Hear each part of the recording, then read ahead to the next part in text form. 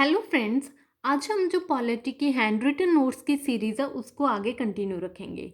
Previous video में हमने right to equality के बारे में डिस्कस किया था, जिसका आर्टिकल नंबर था 14 से लेकर 18 तक। ठीक है, आज हम करेंगे राइट टू फ्रीडम, स्वतंत्रता का अधिकार जो सबको है। तो इसका आर्टिकल है 19 से लेकर 22 तक। अब वन बाय वन करेंगे। तो आर्टिकल नंबर 19 क्या कहता है? Protection of certain rights regarding freedom of speech. तो हमें क्या है कि बोलने का, अपनी बात रखने का, स्पीच का अधिकार सबको है। ठीक है, आर्टिकल नंबर 19 में कहा गया है फ्रीडम ऑफ स्पीच कि आपको अपनी बात रखने का अधिकार है।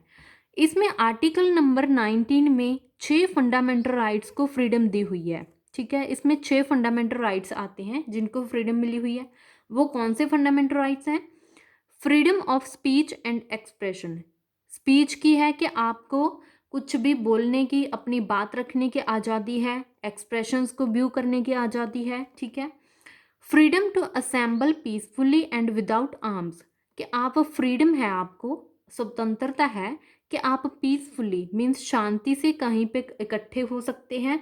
विदाउट आर्म्स मीन्स बिना हथियारों के।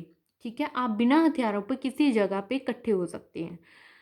Freedom to form associations, unions, cooperative societies, आपको स्वतंत्रता है कि आप किसी चीज़ के लिए यूनियन बना सकते हैं, जैसे किसानों की बनी हुई है। ठीक है, अपनी बात, सरकार से अपनी बात मनवाने के लिए कोई एसोसिएशंस बना सकते हैं, कोऑपरेटिव सोसाइटीज़ बना सकते हैं। ठीक है, तो freedom of movement the territory of India, India के किसी भी टेरिटरी में, इंडिया के किसी भी एरिया में आप फ्रीली मूवमेंट कर सकते हैं, जहां आप चाहो जा सकते हो। ठीक है, freedom of residence and settlement in any part of India, India के किसी भी पार्ट में आप रह सकते हो। रेजिडेंट मतलब वहाँ पे आप अपना घर बना सकते हो, सेटलमेंट हो सकते हो। ठीक है, लास्ट है freedom of profession, occupation and business, कि आपको फ्रीडम है, आप अपनी मर्जी से जो चाहो प्रोफेशन चूज कर सकते हो। डॉक्टर हो, चाहे आर्टिस्ट हो, ठीक है, जो भी हो, सिंगर हो, डांसर हो, अपनी प्रोफेशन को चूज कर सकते हो। जो चाहो अपना बिजनेस कर सकते हो, आपको फ्रीडम है। चाहे आपने दुकान चलानी है, जो भी बिजनेस करना है आप बिजनेस कर सकते हो।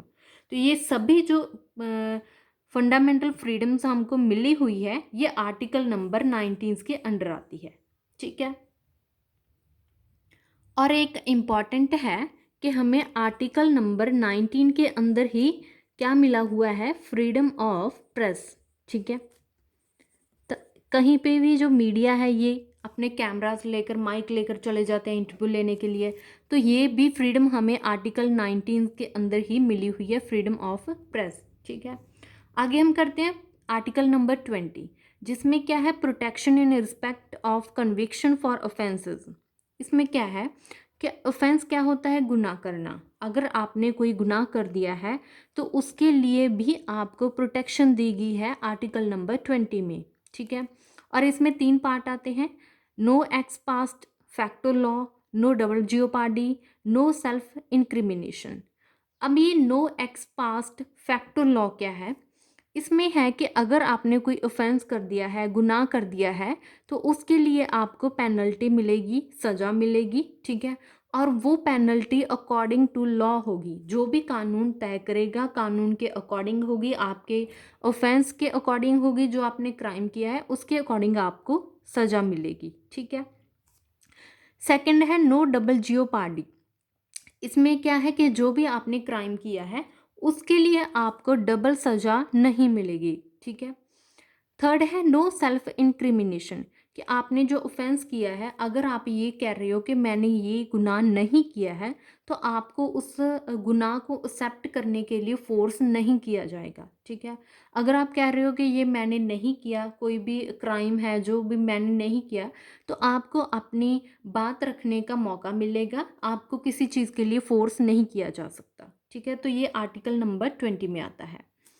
आगे है आर्टिकल नंबर 21। इसमें क्या है? Protection of life and personal liberty, कि हमें अपनी प्रोटेक्शन, लाइफ जीने की, ठीक है, अपने अकॉर्डिंग पर्सनल लिबर्टी है कि हम अपनी पर्सनल लाइफ को कैसे मैनेज करना है, वो सब कुछ इसमें है।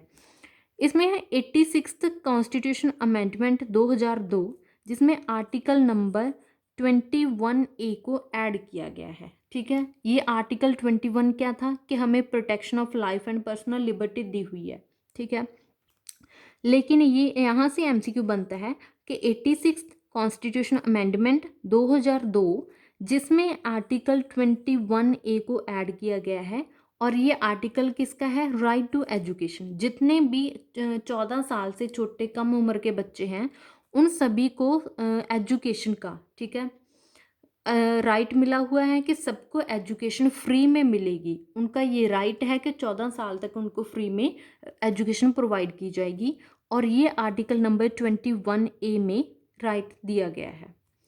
आगे है राइट टू प्राइवेसी, ठीक है, ये भी है कि सबको अपनी प्राइवेसी का राइट है, ठीक है, आर्टिकल नंबर 21 में।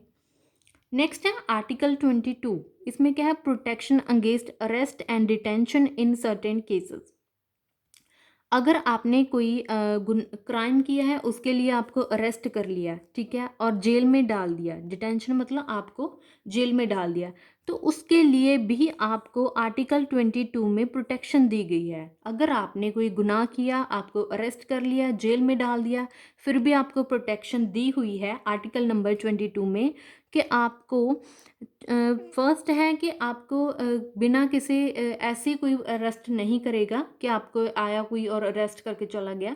पहले अरेस्ट करने से पहले आपको बताया जाएगा कि आपका गुनाह क्या है, आपको क्यों अरेस्ट किया जा रहा है, ठीक है, तो ये बात आपको बताई जाएगी। दूसरा है कि ऐसा नहीं है कि आपको अरेस्ट किया और जेल में बंद करके रख दिया, ऐसा बिल्कुल भी नहीं है। 24 घंटे के अंदर, ठीक है, 24 घंटे के अंदर आपको मैजिस्ट्रेट के सामने पेश किया जाएगा। जो भी आपने गुनाह किया है उसको डिस्कस किया जाएगा, फिर आगे की जो कार्रवाई होगी, ठीक है।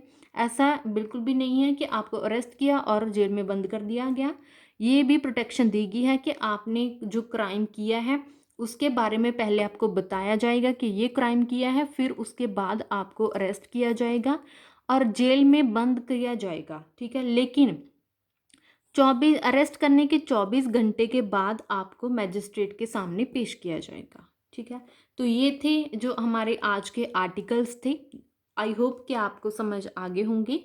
अगर आपको वीडियो अच्छी लगे तो please like share and subscribe my YouTube channel. Thank you.